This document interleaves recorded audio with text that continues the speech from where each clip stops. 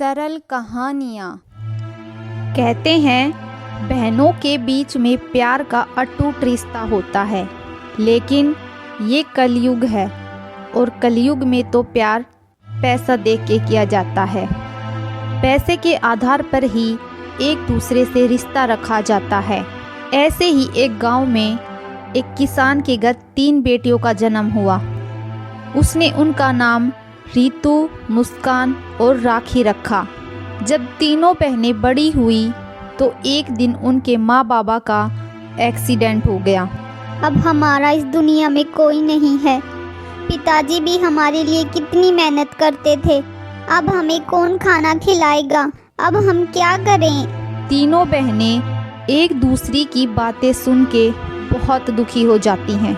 फिर 2 दिनों के बाद रीतू, मुस्कान, अब हमें शादी कर लेनी चाहिए, तभी हमें इस गरीबी से छुटकारा मिल सकता है। लेकिन हमसे शादी करेगा कौन? हम तो दहेज भी नहीं दे सकते। तो क्या हो गया? आजकल के लड़के लड़की को देखते ही फिदा हो जाते हैं। बस किसी अमीर लड़के को अपने प्यार के जाल में फंसाकर शादी कर लो, बात खत्म। लेकिन रीतू को ये बात सही नहीं लगी और वो कहती है, नहीं, किसी और के भरोसे क्यों रहना, अब खुद कुछ करेंगे। तू पागल है क्या रीतू?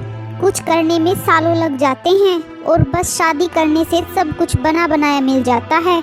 लेकिन रीतू को अपनी बहन की ये बात सही नहीं लगी। मुस्कान और राखी अपने लिए लड़का ढूंढने लग जाती हैं और रीतू अपनी कॉलेज की पढ़ाई पूरी करने में लग जाती है।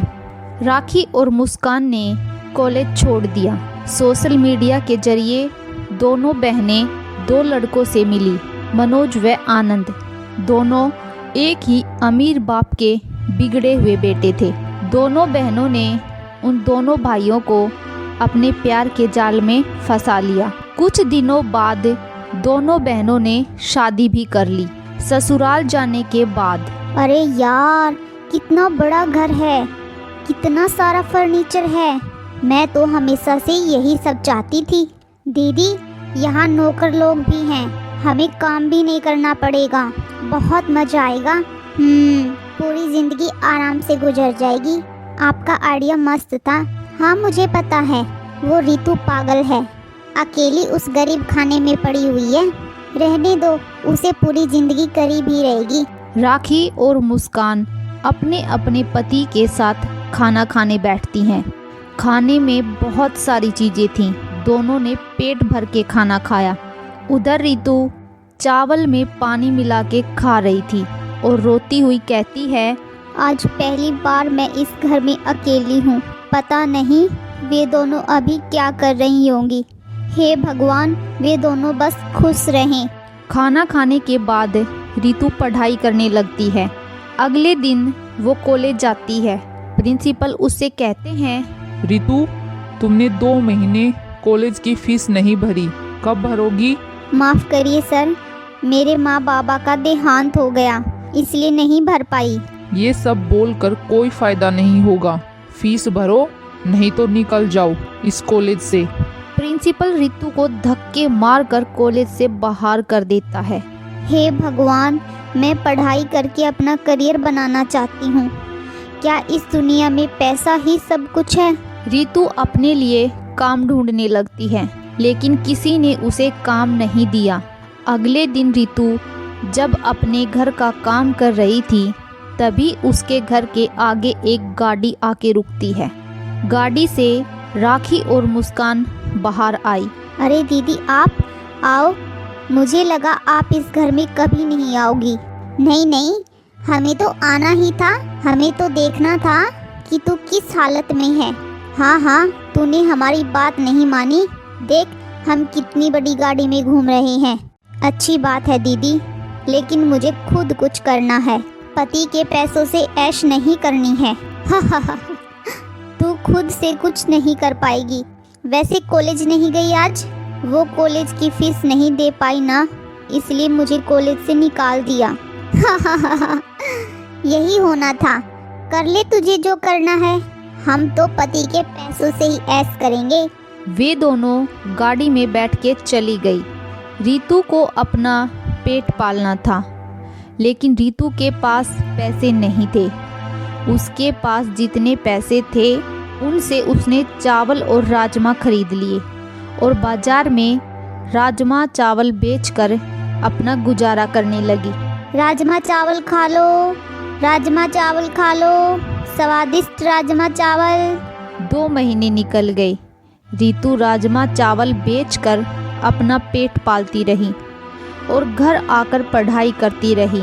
एक दिन रितु शाम को घर आई और पढ़ाई करने लगी। अचानक लाइट चली गई। अरे, सब घरों में तो लाइट है, यहाँ की लाइट क्यों चली गई? तभी रितु को याद आया 2 महीनों से बिजली का बिल नहीं भरा है। लेकिन रितु को तो पढ़ाई करनी थी। घर में एक भी मोमबत्ती नहीं थी जिससे वो पढ़ाई कर सके। अब मैं पढ़ाई कैसे करूँगी? अगर पढ़ाई नहीं की तो मुझे नौकरी कैसे मिलेगी? बहुत सोचने के बाद रितु को दुर्गा माँ की याद आई। गांव में एक मंदिर था। मंदिर तो बहुत छोटा था, लेकिन मंदिर में एक बल्ब जलता रहता था। रीना किताबें लेकर मंदिर में चली गई। दुर्गा माँ की मूर्ति के सामने वो पढ़ाई करने लगी। पढ़ाई करते करते वो वहीं सो गई। सुबह उसने देखा कि मंदिर का पुजारी वहाँ बैठकर पूजा कर रहा है। पुजारी जी, आप कब आए? थोड़ी देर पहले ही आया हूँ बेटी। तुम सो रही थी इसलिए मैंने तुम्हें नहीं जगाया। लेकिन तुम ये किताबें लेकर पढ़ाई क्यों कर रही हो बेटी? रितु ने पुजारी से सब कुछ कहा। पुजारी ने सब सुना और रितु से कहा, ठीक है बेटी, तुम यहाँ पढ़ सकती हो। मैं तुम्हारे यहाँ पढ़ने और खाने का इंतजाम कर दूंगा। तुम बस पढ़ाई करो और दुर्गा माँ को मन ही मन बुलाओ। दुर्गा माँ तुम्हें निराश नहीं करेगी। रितु घर छोड़कर मंदिर में ही रहने लगी। उसने राजमा चावल बेचना छोड़ दिया और अपना पूरा समय पढ़ाई पर देने लगी। उधर उसकी दोनों बहनें ऐशो आराम से जिंदगी बिता रही थी। उन्हें किसी चीज़ की कोई कमी नहीं थी। एक दिन मनोज की राखी के साथ लड़ाई हो जाती है। आनंद मनोज से कहता है, भैया, राखी और मुस्कान के चोचले तो दिन भर बढ़ते ही जा रहे हैं। जी हाँ भैया, मैं भी देख रहा हूँ। कुछ तो करना पड़ेगा। इन दोनों को अपनी ज़िंदगी से निकाल देते हैं। हमें तो कोई और लड़की मिल जाएगी। हाँ भाई, मेरा भी अब मुस्कान से मन भर गया है। हाँ, मेरा भी राखी से मन भर गया है। राखी और मुस्कान को कोई आइडिया नहीं था कि उनके साथ क्या होने वाला है। उसी दिन रितु का इंटरव्यू था। उसने दुर्गा माँ से कहा, हे दुर्गा माँ, मेरे पास कॉलेज की डिग्री नहीं है। बस मुझे कैसे भी करके ये नौकरी मिल जाए, फिर मैं धूमधाम से आपकी पूजा करूँगी। रितु इंटरव्यू में गई। कंपनी के मालिक ने पूछा, तुम्हारे पास तो कॉलेज की डिग्री भी नहीं है। तुमने कॉलेज ख़त्म ही नहीं किया, तो तुम्हें ये नौकरी हम कैसे दे दें? सर, मैं गरीबी की वजह से कॉलेज ख़त्म नहीं कर पाई। मैंने बहुत मेहनत से पढ़ाई की है। आप मुझसे कोई भी सवाल पूछ सकते हैं। कंपनी के मालिक ने रितु से कई सारे सवाल किए। रितु ने सभी का सही जवाब दिया और उसे नौकरी मिल गई। उसने अपने दम पर गरीबी से मुक्ति पाली। उसकी आंखों में आंसू आ गए। उधर मनोज और आनंद ने दूसरी शादी कर ली। ये सब देख राखी और मुस्कान चौंक गए। मनोज और आनंद ने उन दोनों बहनों को घर से निकाल दिया। वे दोनों रातों रात फिर से गरीब हो गई। वे दोनों अपने पुराने घर में आ गई। उन्होंने देखा रितु पुराना घर तोड़ नया घर बना रही है।